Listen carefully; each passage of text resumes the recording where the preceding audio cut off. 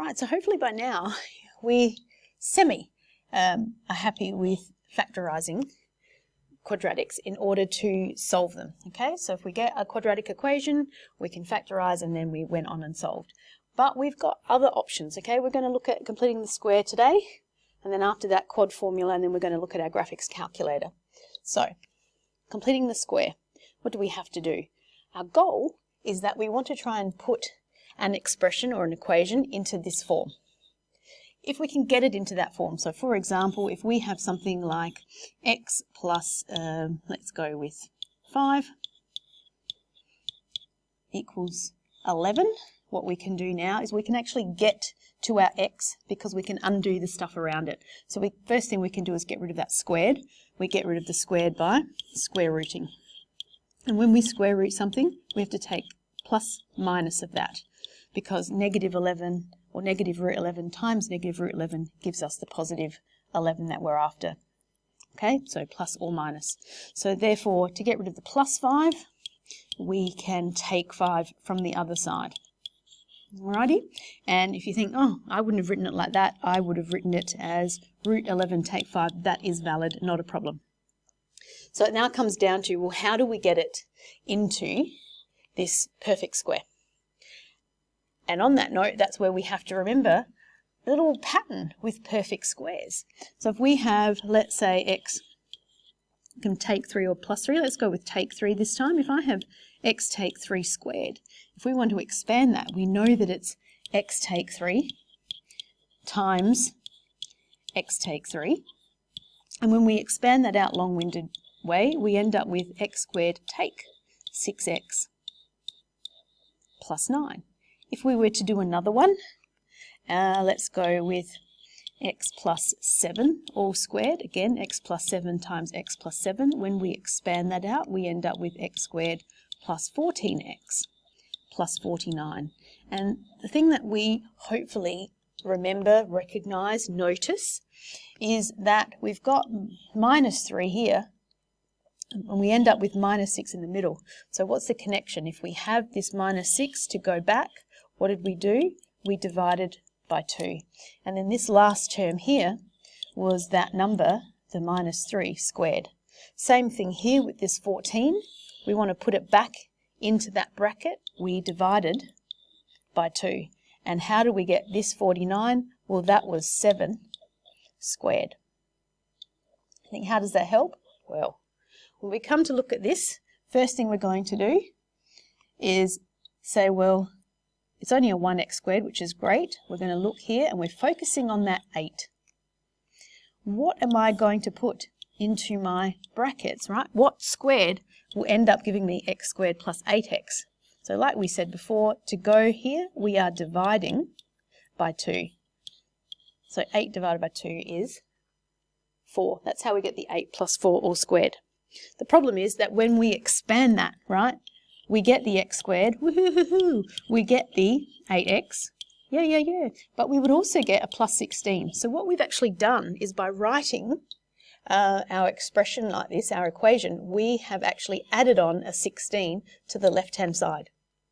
Now that's okay, provided we do the same to the other side.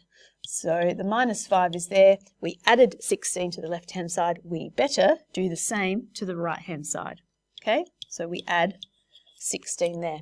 If you want, you could say plus 4 squared, because you know that's what you're getting from here. Your call. All right, now we just tidy up. So we end up with x plus 4 equals, oh, look at that, that is 11. And now to get rid of our squared, we're going to square root. So x plus 4 equals plus or minus root 11, and therefore x equals minus 4 plus or minus root 11, because to get rid of the plus 4, we take 4. Okay, let's try another one. Okay, so we look at this, x squared plus 10x plus 15. Is it one that we could factorise? No, because factors of 15, 1 and 5, 3, 1 and 15, 3 and 5 won't give me 10. So we're going to try this completing the square. Once again, what we're going to look at is we're focusing on this because it's a single x squared plus 10x, right? What goes into my bracket? We divide the 10 by 2. Okay, so plus 5. But by writing it like that, what you've actually done, right, when you expand x plus 5 squared, we know that we get an x squared plus a 10x. Now we're happy with that. Huzzah, huzzah. But we would also end up with a 25. So what I'm going to do is I added 25 to that side, so I must add 25 to the other side. Keeps everything even. But you might be asking, well, what's happened to this guy over here? Well, that moves over, so how do we get rid of a plus 15? You're way ahead of me, we take 15. So now we're at that point where we can simplify everything. We've got x plus 5. What's 25? Take 15, 10. And now again, we're trying to get to the x here. So let's get rid of that squared like we did last time. To get rid of a squared, we square root the left-hand side, and we must do the same to the right-hand side, remembering to pop our positive and negative in front. How do I get rid of a plus 5? Take 5. We are done here. You want more? We'll do another one. Okay, x squared take 14x equals 30. Once again, we focus on that bit there, and we're looking what is going to go into our perfect square here. In order for us to get an x squared take a 14x, remember, we divide this guy by 2. So that becomes x minus 7. We've already got that 30 on the other side, but that is not the same. So this line here is not the same as this, because when we expand x take 7 squared, we get the x squared, we get the minus 14x, but we have added in a 49. So we better add 49 to the other side. Okay, tidy up. X take 7 squared equals 30. Let's say that's 79. And again, to get rid of the squared, we're going to square root. So can you see that it starts becoming same. And to get rid of a take 7, we add 7. So 7, positive 7, plus or minus root 79. We didn't mention it before, but you could write plus or minus. Oh, that's a funny looking square root. Don't know what happened there. Plus 7, same thing, but this is probably the preferred option. Okay. And just when you think it's safe to go back into the water, we just want to do one more. Okay, so why are we doing one more? Woohoo! Why is this a little bit different? It's not an even number. Okay, so again, we look at that and we go, what are we going to do? Or what's going to go into my squared brackets here? Now, what did we do before? We halved this number. We're going to do exactly the same thing, but I'm going to leave it just as 5 over 2, because that's what we did before. We just divided by 2. So once again, when I expand this, I will get my x squared, I will get my 5x, but what else do I get? I have added 5 over 2 squared to this side, right? Just like we did with these ones, right? Where has this 25 come from? That was the 5 squared. Where did this 49 come from? That was the 7 squared, because that's what when you expand the left-hand side, that's what happens.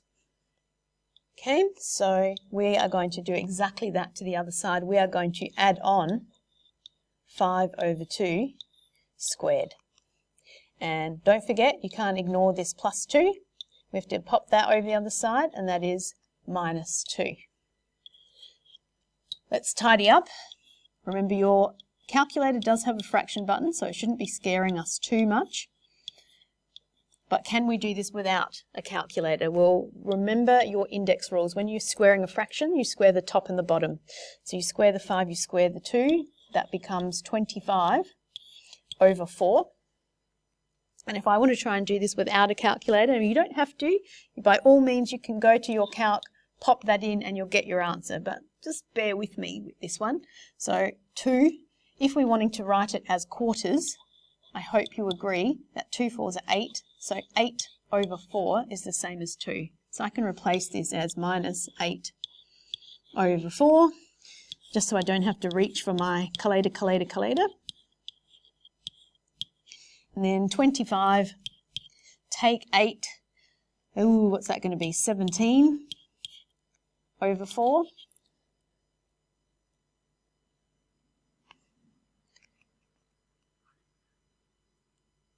Okay, and we do exactly what we did before. How do I get rid of a squared?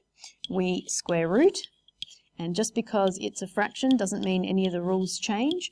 I square root, so plus or minus, you square root 17 over 4. Okay, and to get rid of the plus 5 on 2, guess what? You take 5 on 2, and this monstrosity, plus or minus root 17, hopefully root 17 over 4. Hopefully you remember that you can split this. So this can be the square root of 17 over the square root of 4. Well, hang on, we know what the square root of 4 is. That is 2. So root 17 over 2. Now, not very attractive, but it's done nonetheless, and it's the same process. So make sure that we practice our even numbers first, and then you can go and do the odd ones.